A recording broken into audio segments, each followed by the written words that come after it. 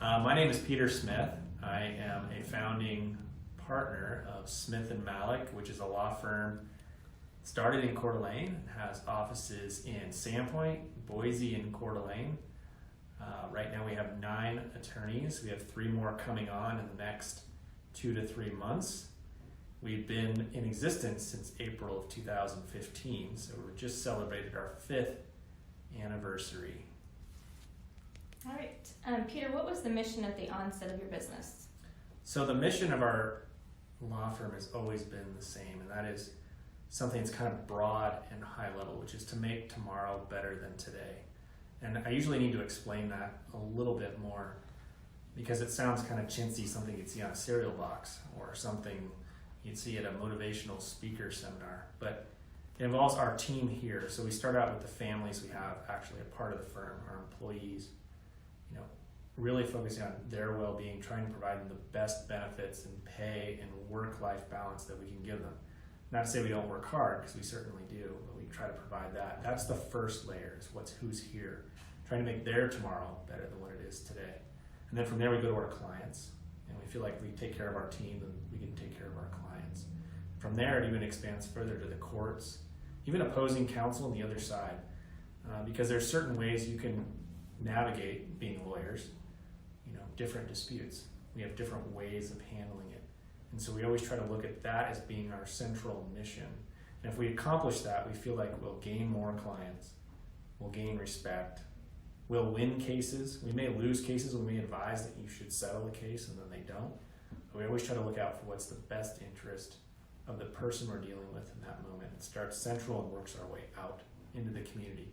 And the last layer, of course, is the community itself, trying to provide the expertise that we have to those that we can, either on a pro bono basis or service on boards, and really try to influence in this little tiny sphere that we have the people around us. And then hopefully they'll go out and do that as well. So that's been the mission of the firm since we started. Okay. And what would you say is unique about your business and how you operate? The people, for sure. Our people are very smart. They're compassionate, they have empathy, they are truly looking at our mission that I just talked about, of making tomorrow better than today and trying to live that. And I think that anybody can say, I can write a good brief, right? You come to a lawyer, you come to an auto mechanic, you go to an accountant, you go to anyone in a professional business or someone doing almost anything, you assume they're competent, right? So competency is the basic layer, and then we try to build on top of that with great people, whether it be staff, attorneys, and then we try to work with those same kind of people as our clients. And why have you experienced growth? Well, I like to think because we're charming and good looking, but it also goes back to the work we're doing. I think we do a high quality legal service, which is both doing the work and getting a case or a transaction to the finish line, but also providing that candid advice. This is not what's best for you today. You need to take this other route. Sometimes that gets us fired, sometimes people listen, but we are truly, I think the growth has been the word of mouth that we get is that we're smart, we're tough, and we also try to do it the right way. And we get referrals from attorneys and, in fact, clients of other lawyers who've been on the other side of deals with us or litigation with us. They'll call us when it's done and there's no conflict at that point, and they say, can you help us? Really like the manner in which you handled it. And so I think that's why we've been able to grow, is because we've just established that reputation in the community and living our mission as best we can. Okay. How has COVID-19 impacted your business? So about March 19th, or maybe it was a little bit before that, we closed all of our physical offices. Before that, when we started the firm, our goal was to be entirely paperless and live in the cloud as much as we possibly can. And so we implemented all of these systems, not really knowing how they would work if we had to go all of a sudden turn off the lights in the physical office and go remote. For example, all of our phones were unplugged from the wall here and plugged in at your home router, and the phone rang. Everybody has laptops, so they took all their remote screens and moved them home. And And so that was nuts to shut down all 3 physical locations instantly, have the phone still be answered, emails responded to. Then obviously we went through the transition with the courts. We have had an argument before the Idaho Supreme Court, the Ninth Circuit Court of Appeals, and many hearings in just our regular district courts in Idaho by Zoom. So we set up our cameras, get set up. So I would say the work side of it has remained basically the same. The responsiveness and what we're doing on a daily basis, but where we're doing it is different. And I think the future of our firm is going to be not where we work, but how we work. And we see a real market opportunity for, especially in the legal field. Women lawyers typically need a different schedule at some points in their lives than male lawyers. And this remote working, and we have a lot of attorneys who have young families, and they're able to get the work done and be very productive in a different way. And I think it's been a change in paradigm. If you're not at the office, you're not working is no longer the paradigm. The paradigm is you're working no matter where you are, and it's just getting stuff done. So COVID's kind of shifted that for us instantly. It wasn't something we gradually build into and write policies for. It was, we're done. You're going online tomorrow. And how did your clients respond to that? Sometimes I wonder if they even noticed. They would notice if I was on the phone at home and one of my kids was yelling in the background. But as far as the responsiveness and getting stuff done, I never received any comment that it's different now when you're working remotely. And in fact, most of them, if they don't ask, don't really know we're not sitting physically in our offices still. And the clients have had to make that same adjustment, right? So they're doing the same thing we're doing.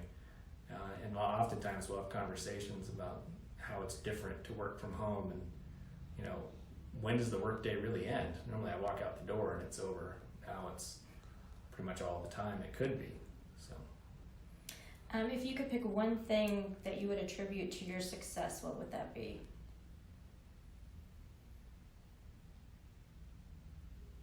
Well, that's a really hard question. The one thing that is attributed to our success, I really have to go back to that mission. Make tomorrow better than today. As it feeds down through everything we do, really makes us successful because it refocuses us on every project, every person, everything we do on, are we doing the best we can to live out that mission?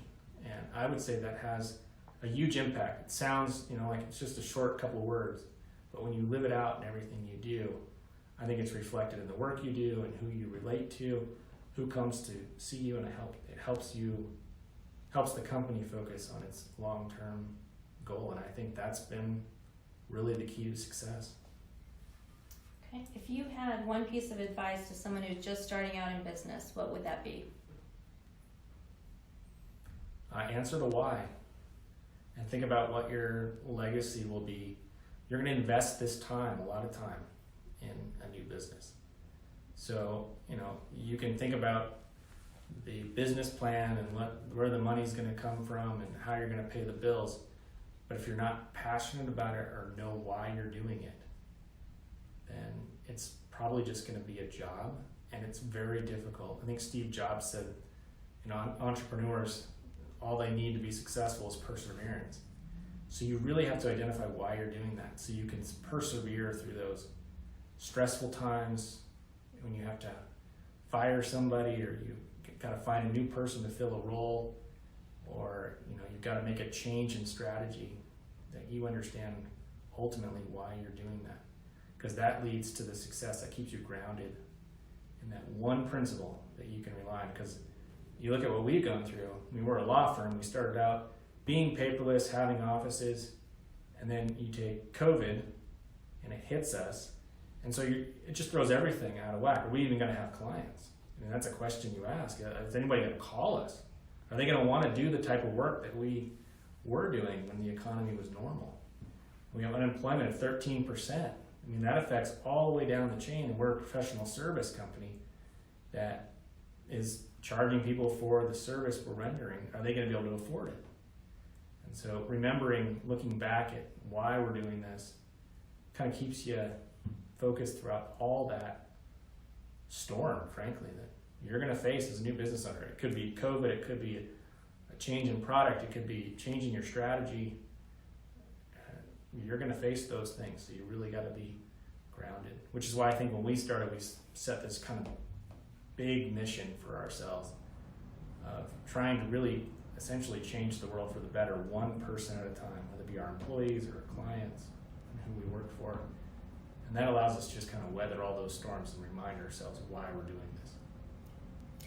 What resources did you use with your business startup that would be beneficial to others? The one resource that I would recommend for any new business owner is to get a good business coach. We went to the Small Business Development Center and met with Bill Jung. We started with him before we even started the firm. So we're 5 years in, and he talks a lot about the activity level, which is where we live most of our lives. It's just doing things, putting out fires. And he really challenged us to say, stop, look bigger. Think about why you're doing this, what your mission is going to be. And it's just been a very calming effect. Instead of just running around trying to do things, he constantly reminds us once a month. And it's amazing how quickly you forget to look back at that. I mean, we go 4 weeks between seeing him, and about week 2, you start forgetting what you were told in week 1 when you met with him.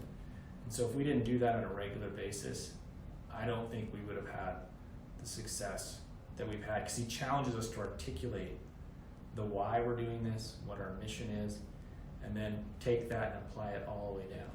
The other thing is meet once a week in the morning with whoever the key people are in your business.